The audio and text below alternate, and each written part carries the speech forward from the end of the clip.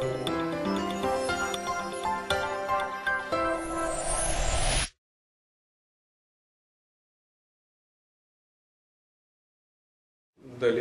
има някакво отприщване такова според тебе на пазара или на търсенето? Или, защото в България не съм чувал доскоро да има нещо подобно. Значи то е очевадно отприщването.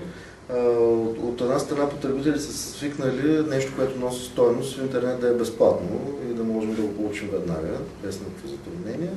От друга страна интересът към достъпната литература започва да расте. И аз мисля, че по-голямо приложение дори в момента, преди да са се разработили тези отношения между автори, издатели, посредници и така нататък, имат чисто практическите неща, дори като блогопедията. Тя е една полезна книга за всеки човек, който се интересува от блогове или пък който иска да има блог или който въобще е насочен в тая. Тя не е художествен продукт, въпреки че доста авторско съдържание има качествено в нея. Тя е една полезна книга, която може да бъде свалена веднага и безплатно. Ето, че на същата дата излязаха моите 300 любовни истории. Ще се появяват и още много такива книги. Значи не повлякохме крак, да сме го правили нарочно и синхронизирано заедно, но явно е назрял момента. Дошло е времето да се случват тези неща. Но поне аз от моята гледна точка така преценявам ситуацията.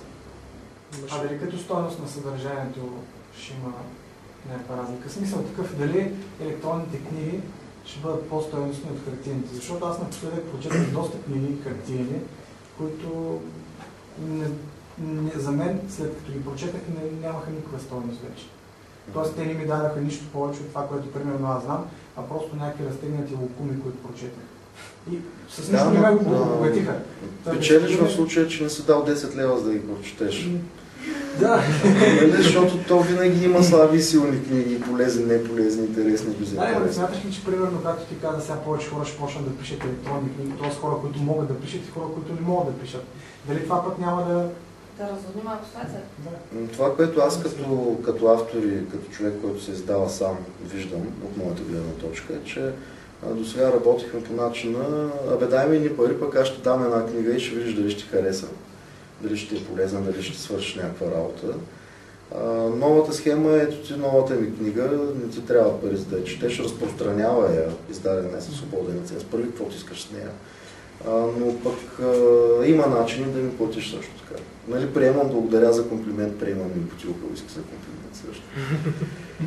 Защото имаше, даже има едни такива български опити от преди 2-3 години, сайт, презентационен от една страница и всичко там е свързано с това как трябва да си купиш някаква онлайн книга от 5 страници, примерно, която да ти каже едва ли не някакви свръхтайни, които ще разбият всички...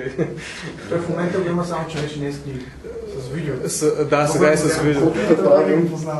Има и дадености, с които трябва да се съобразяваме на всеки пазар, ако искаме да участваме в него.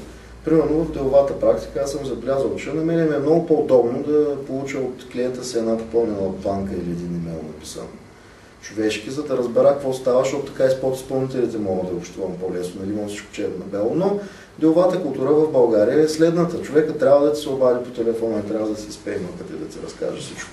И трябва да го загубиш това време, за да можеш да свършиш някаква работа и да вземеш някакъв лев. Друг начин няма. После почват имейлите, нали, това. Значи, ако искаш да бъдеш консултант, примерно, който си продава услугите в интернет, ще работиш по този начин, защото това са масовите очаквания, това са нагласите. В случая с e-книгите, потребителите имат масовата нагласа, нещата да са за директен даунлоуд да бъдат безплатни. И т.е. според мен, ако им излезеш с PDF, който го свалят срещу SMS, ще изкараш малко пари, хем ще четат малко хора. А пък идеята на един добър продукт е да го четат много хора и той колкото повече хора го прочитат, толкова по-ясно става, че е добър, защото те го препоръчват един на друг. Нали? Вече слабата книга, тя дори да е пусната безплатно, ще остане с 5 читатели, ако нищо не пише в нея, или пък ако пише нещо, което не интересува никой от от аудиторията в момента. Тоест, за мен това е един полезен и рекламен инструмент, а не само продукт. Той е чудесен бонус към продуктите, които предоставяш, ако по този начин ще да го обържиш. Вариантите са много. Но нагласите, очакванията са в интернет е безплатен продукт, особено. Аз имам едно виждане, в принцип, вие, нали, като издавате тези книги, хората, като го четат, те придобиват някакво мнение за вас, нали, харесват го. И следващия един момент вие вече, нали, може да прибегнете към платена услуга, нали, в смисъл, че хората, които имат интерес, вече ще са готови да си плащат за това, че те харесват това, което ви предлагат. Ами един човек, който се издържа с писане, всяка написана книга от него, получила се успешно и четена, независимо дали му плаща за това, че го четат или не, а като му плащат, той само се ограничава аудиторията, т.е. по-добре да не му плащат, той прави едно добро портфолио. Да, това е. А като човек, който си в тази сфера в България, има ли това нещо, което примерно на Запад е много известно? Издателството плаща на даден автор да издаде цяла поредица с книги на определена тематика. Не съм чувал за такива неща. Руските издатели по принцип го правят, защото те там са на серийни такива. Веднъж купят една твоя книга, почваш да пишеш сериал. Не съм виждал до сега. Да има го при чуждите автори. Ама ние като говорейки за български литературен пазар, ние трябва да имаме в предвид, че в България няма нито един професионален литературен агент. Примерно аз няма към колко да се обърна и да му кажа, виж какво пич, ти си менеджера, аз съм артиста. Ето тези продукции. Между другото.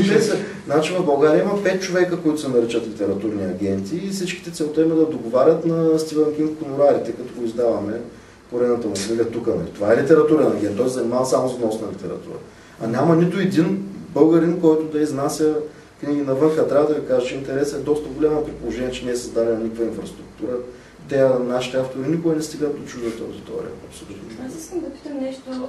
Има ли някакви изследвания на потребителските нагласи на читателите? Абсолютно никакви. Тези, които... Не за България, въобще, защото видях, че останах впечатление, че познавате доста добре нещата извън. Значи, да знаем къде се стремим, какво правим. В момента аз се сблъсквам с едно предубеждение, с един предразсъдък. Нали? Знаете какво е предразсъдък? Преди да разсъдя, взимам да действам по някакъв въпрос. Предразсъдък е, че ако книгата има безплатно в интернет, аз за какво да си я купувам на хартия. Опитвам се да преборя няколко издатели в момента с това нещо, защото искам книгата ми да излезе на хартия, пък не искам да се занимавам аз с това нещо, тъй като ще го направя по-некачествено и по-скъпо, отколкото някъде това се прави. Не мога да се преборя с това нещо. Не му е дошъл момента, пък във всеки вид дейност, дали ще спревариш с една идея в момента или ще изостанеш след него, резултата винаги е отрицателен, чисто икономически, просто защото не си във времето и в пространството, в което нещата се случват. Нова книга, като издаде човек, той очаква да получи от нея някаква доходност и я пази от читателите, пък аз реших един път да обърна схемата с главата надолу.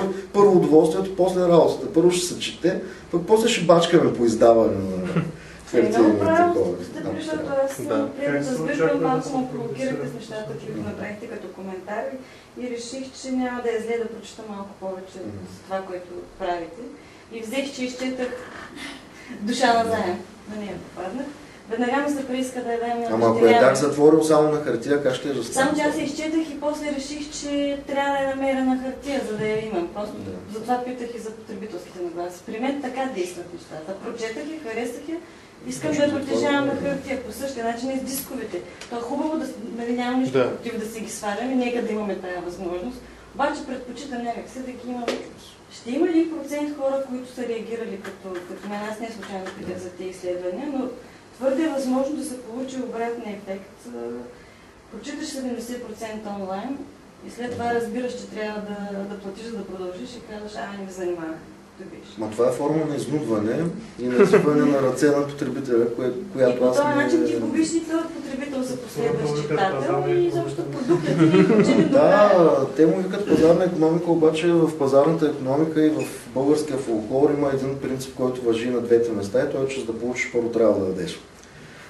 Когато изнудваме потребителите и им извиваме ръцете, ние нищо няма да получим от тях.